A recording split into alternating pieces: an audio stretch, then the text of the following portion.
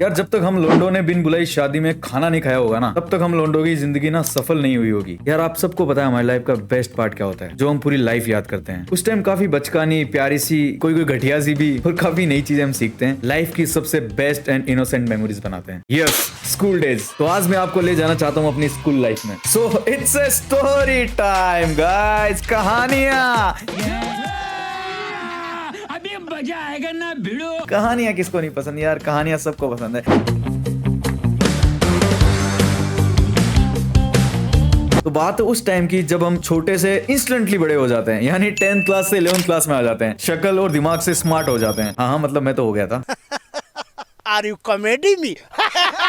Jawahar Navodaya Vidyalaya 11th class 2012-2013। तो भाई Navodaya school residential school है। अरे मतलब हॉस्टल वाला यार। टीचर्स के लिए अलग क्वार्टर्स होते हैं, बच्चों के लिए अलग क्वार्टर्स होते हैं। तो कुछ इस तरीके से दिखता है हमारा स्कूल। गर्ल्स की डॉर्मेट्री अलग होती है और 6 से 8 क्लास तक के बॉयज की डॉर्मेट्री अलग होती है। तो स्कूल में घुसते ही मेन रोड के पास, प्रिंसिपल क्वार्टर्स के पास 9 से 12 तक के बॉयज रहते हैं, जिनका सिक्का पूरी स्कूल में चलता है। और उनके बीच अगर देखे ना तो 11th और 12th क्लास के जो बच्चे होते हैं ना, वो सबसे खतरनाक होते हैं। 12th क्लास वाले बकचोदियां करते नहीं क्योंकि उनके बोर्ड्स होते हैं। तो सारा का सारा स्कूल जिम में रहता है 11th क्लास वालों के। मजे भी सबसे ज्यादा 11th क्लास वाले उठाएंगे, खाना भी सबसे ज्यादा 11th क्लास वाले खाएंगे। जो भी ऑर्डर होगा, जो भी चीजें होगी, फर्स्ट प्रायोरिटी हमेशा 11th क्लास वालों को मिलेगी। नहीं मिलेगी तो छीन लेंगे। तो यार हमारे स्कूल में 4 हाउस होते थे, अरावली, नीलगिरी, शिवालिक, उदयगिरी। 11th क्लास वो टाइम होता था जिस टाइम गैंग वॉर्स चलते थे। मतलब हाउसेज आपस में लड़ रहे हैं, इधर क्रिकेट के टूर्नामेंट हो रहे हैं, सब कुछ जो भी चीजें होती थी ना 11th क्लास में होती थी। क्योंकि 11th क्लास का हर एक बंदा खुद को सरदार समझता था। तो कभी कभी लड़ाई भी हो जाती थी, हाउसेज में लड़ाई हो जाती थी, कई बार क्लास वालों में लड़ाई हो जाती थी। कई बार ऐसा होता था 10th वाला 11th वाला को कुछ बोलते तो लड़ाई हो जानी है। तो 11th वाले हमेशा लोन की तरह रहते थे। 11th वालों की सबसे सुनी जाती थी। और 11th वाले ही पूरी स्कूल के house captain, school captain, mess captain, ये सब होते थे। मैं अपने अरावली हाउस का कैप्टन था एंड मेस कैप्टन था, दोनों था। तो सारी चीजें मेरे पास थी और मैं लोंडो की तरह रहता था। मतलब ये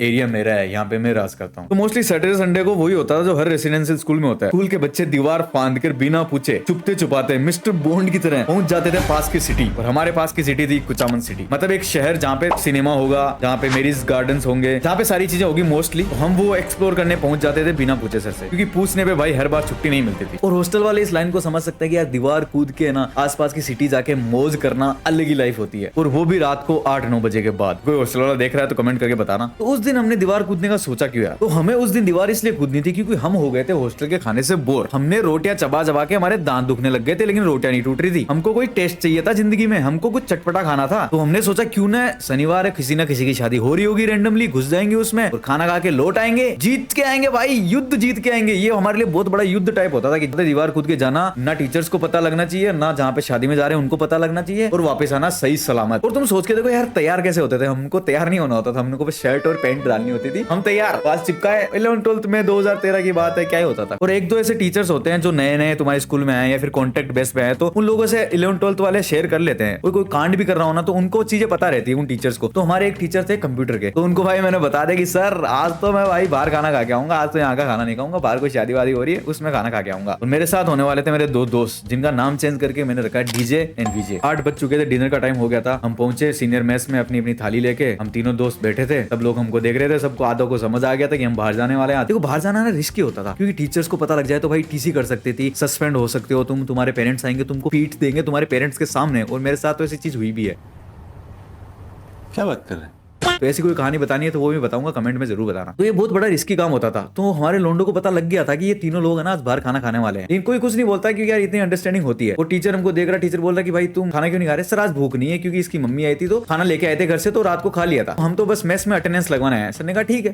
खाना खत्म हुआ, टीचर्स अपने क्वार्टर चले गए और सब स्टूडेंट अपनी डॉर्मेट्री में चले गए। रात को लगभग 9 बजे हम दीवार के पास, दीवार चढ़ने को तैयार। जैसे ही हम दीवार चढ़े, दीवार कूदे, भाई धक धक हो रहा है, कोई टीचर ना देख ले। चारों तरफ देखा, भाई विजय विजय देख, कोई देख रहा नहीं देख रहा। तीनों तरफ से मिल चुका था संकेत की कोई नहीं देख रहा। हम रोड पे पहुंचे, हमको लगा 9 तो बज चुके हैं, 4 किलोमीटर का रास्ता है सिटी तक, तो हम लगभग 1 घंटे में पहुंच जाएंगे। 10 बजे खाना खा के वापस भी आ जाएंगे, क्या दिक्कत है?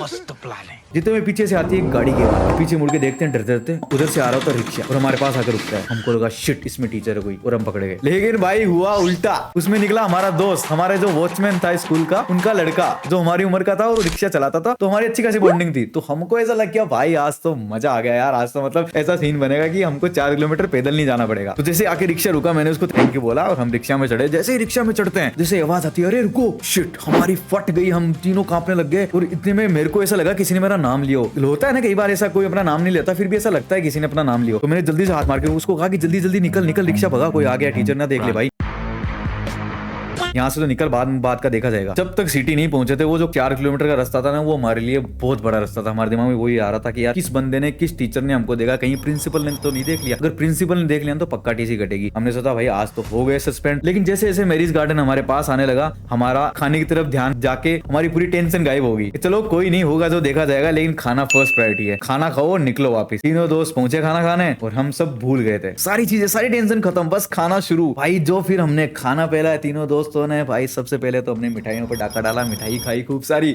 उसके बाद हमने दही बल्ले वगैरह खाए। उसके बाद जो पनीर का टिक्का विक्का होता है वो खाया। उसके बाद आलू टिक्की खाई और भाई हमारा पेट फुल। लेकिन फिर कहा कि यार सब्जी रोटी तो टेस्ट करनी पड़ेगी, तो हमने सब्जी रोटी भी ली और वो भी खाई। और पेट इतना ज्यादा फुल हो गया था कि भाई एक कदम नहीं ली जा रहा था। जितने में विजय बोलता है कि भाई तुम कॉफी पी के आते हैं ना, कॉफी पियेंगे तो खाना डाइजेस्ट हो जाएगा, फिर दोबारा आके खा सकते हैं।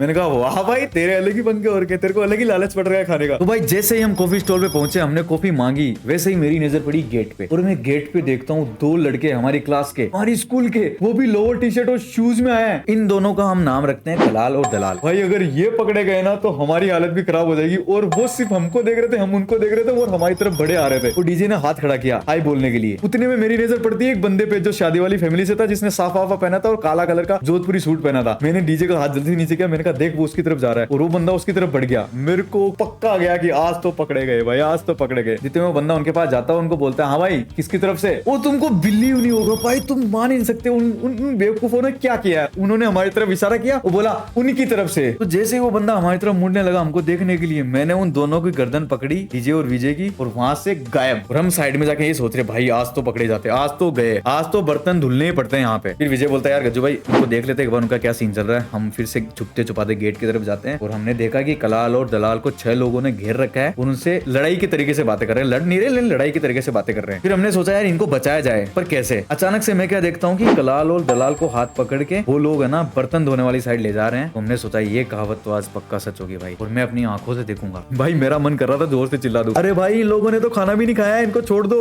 लेकिन इतनी हिम्मत आए उससे पहले कलाल और दलाल की किस्मत पलटी और एक आवाज आती है जोर से, अरे दुल्हन के पापा बेहोश हो गए। और सबके सबका ध्यान स्टेज की तरफ। कलाल और दलाल ने छुड़ाए हाथ और अपने कदम किए तेज। वॉचमैन के हाथों और आंखों से बच के वो निकले गेट से सीधा बाहर। मुझे ये देखकर बड़ी तसल्ली हुई और हमने एक दूसरे की तरफ देखा, आंखों में इशारा किया कि भाई निकलते हैं। जितने में डीजे की आवाज आती है, भाई पानीपुरी तो रह गई यार, पानीपुरी खा लेते हैं। मैंने डीजे से कहा भाई तुझे पानीपुरी की पड़ी है, सच में मजाक कर रहा है, ये तो पागल हो गया है। यहाँ पे अगर 10 सेकंड भी और रुके ना तो ये देख रहा है सारे बर्तन हमको धुलने पड़ेंगे, पानीपुरी खिला दो इनको।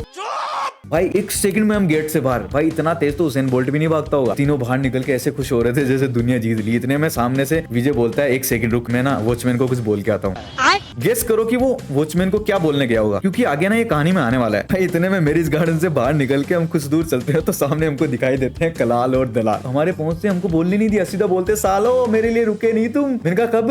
बोला जब तुम स्कूल से निकल रहे थे, रिक्शा में जा रहे थे तो मैंने आवाज लगाई थी अरे रुको। मैंने कहा अच्छा तू था क्या वो। मेरे को लगा सर है इसलिए हम जल्दी निकल गए। ये सब देखते देखते मैं देख रहा हूँ दोनों अच्छे से स्माइल कर रहे, अच्छे मुस्कुरा रहे। तो मैंने उनका भाई एक तो तुम्हें खाना नहीं मिला, ऊपर से तुम पकड़े गए, तुमसे भी बर्तन धुलवाने वाले थे वो, और तुम्हें स्माइल कर रहे हो। भाई इतनी खुशी किस चीज की है मुझे भी बताओ। भाई कलाल और दलाल पता क्या बोलते हैं, भाई यार रेड सूट में लड़की देखी। क्या बोला तूने? सबके सब एकदम शांत, इतना सन्नाटा, इतना फोकस अगर पढ़ाई में लग जाता ना भाई कलेक्टर बन जाते। लेकिन जस्ट बॉयज थिंग्स ऐसा होता ही है भाई। जब लड़के चाहे कितनी भी दुविधा में खड़े हो, भाई उन्हें फांसी की सजा सुना दी गई हो, वो बस मरने वाले हैं, और उनके सामने गलती से कोई सुंदर लड़की पास हो जाए या सुंदर लड़की आगे खड़ी हो जाए तो भाई लड़के मुस्कुरा देंगे, लड़कों के मुंह पे स्माइल आ जाएगी, बॉडी में अच्छा ब्लड फ्लो हो जाएगा, भाई फेस है ना लोंडो का ग्लो करने लग जाएगा। तो भाई जैसे उन्होंने कहा कि भाई यार रेड सूट में लड़की देखी, मेरी डीजे और विजय की आंखें फटी की फटी रह गई। हमने एक दूसरे की तरफ देखा और तीनों दौड़ पड़े फिर से मैरिज गार्डन की तरफ कि भाई हम खाने के चक्कर में लड़की मिस कैसे कर सकते हैं, ये तो बॉयज रूल के खिलाफ है। तो भाई हम हाँपते हुए उस मैरिज गार्डन की तरफ पहुंचते हैं जिसका नाम था कल्याण मंडप, और देखते हैं बहुत खूबसूरत लड़की गेट पे खड़ी है, ना कोई मेकअप ना कोई हेयर ट्रीटमेंट, बस रेड सलवार सूट, वो भी गोल्डन कसीदे वाला, ऊपर से रेड चुन्नी जिसपे भी गोल्डन कसीदे की डिजाइन थी, चूड़ीदार पजामी, नीचे गोल्डन कलर की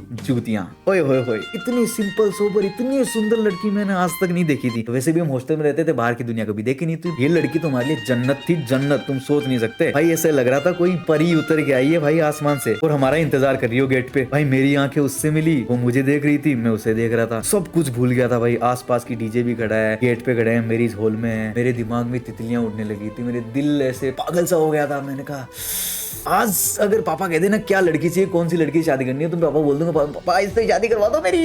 भाई बस मेरी नजरें ना उसकी गुलाम हो चुकी थी भाई, उससे हट ही नहीं रही। इतने में मेरे दिमाग को होश आता और मेरी नजर जाती है उसके साइड में वही 5 बंदे खड़े थे जिन्होंने कलाल और दलाल को गेट पे रोका था। सब हमको ना अजीब तरीके से घूर रहे थे। इतने में साइड में खड़ा वॉचमैन की आवाज आती है हमारी तरफ उंगली करते हुए, सर यही तो वो लोग हैं जिन्होंने झूठ बोला था कि दुल्हन के पापा बेहोश हो गए। शिट भाई, ये सुनते ही मैंने डीजे को देखा, डीजे ने मुझे देखा, विजय बोला भाग। अंदर से आवाज आई गोटी कल्टी मार भाई। और ऐसे कदम तेज हुए ना हमारे, जैसे हम 100 मीटर की स्प्रिंट दौड़ रहे हैं। और भाई अब सोचो तुम सीन कैसा बन रहा होगा, सुनसान जगह, 11 बज रहे रात के, 2 बंदे सबसे आगे भाग रहे हैं, तलाल और दलाल। उसके पीछे हम 3 लोग, डीजे, विजय और मैं। हमारे पीछे वो 5 लोग जो हट्टे कट्टे हैं और जिन्होंने एकदम जोधपुरी पहना, साफा पहना है। और सबसे पीछे वो लड़की। भैया इनको छोड़ना मत, यही है वो बच्चा, इनको छोड़ना मत। साली दिल तोड़ दिया उस दिन यार, हमारा दिल तोड़ दिया यार उस लड़की ने। वो लड़की ऐसा नहीं बोलती ना तो ठीक था, हमारा सफल हो जाता खाना खाना। जंग जीत ली भाई कैसे भी करके। हम रोड पे पहुंचे, हम चारों तरफ देखा कोई इंसान नहीं आ रहा और हम चले अपनी स्कूल की तरफ। और स्कूल में भी कांड हो गया था क्योंकि मैंने जिस टीचर को बताया था उस टीचर ने सबको बता दिया था कि गजराज और वो वगैरह खाना खाने गए। बहुत बड़ा कांड हो गया था। ये अगर स्टोरी तुम्हें आगे का पार्ट सुनना है तो कमेंट करके मुझे जरूर बताना। अगर इस पे 1000 लाइक्स आते हैं इस वीडियो पे तो मैं नेक्स्ट पार्ट स्टोरी का बनाऊंगा। Thank you so much guys for watching this video. I hope आपको स्टोरी टाइम बढ़िया लगा होगा। आपको अगर स्टोरी टाइम बढ़िया लगा हो तो मेरे को अगर इंस्टाग्राम पे अपनी स्टोरी भेजना चाहते हो तो @IamGajraj पे भेज सकते हो।